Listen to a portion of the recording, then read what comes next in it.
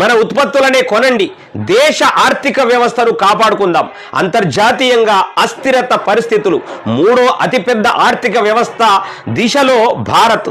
వారణాసిలో ప్రధాని నరేంద్ర మోదీ పిఎం కిషన్ నిధులు విడుదల అనేటటువంటిది మనం ఒక వార్త చూస్తా ఉన్నాం. అయితే నేనేమన్నానంటే, మనము ఆల్రెడీ ఈ విషయము ఒక 3-4 నెలల క్రితమే చెప్పినాం. మన తోట వీడియో కూడా ఉన్నది, క్లారిటీగా వీడియో ఉన్నది. 3-4 నెలల క్రితమే మనం ఆల్రెడీ దీనికోసం చెప్పడం జరిగింది. ఖచ్చితంగా అది ఇప్పుడు మాత్రము ఆయనకు ఎట్లా థాట్ వచ్చిందో, ఖచ్చితంగా మన వస్తువులు మనమే కొనుక్కోవాలి. వేరే మొత్తం చైనా మోడ్ను టోటల్గా బ్యాన్ చేయవలసినటువంటి బాధ్యత ప్రధానమంత్రి మోదీ గారికి ఉన్నది.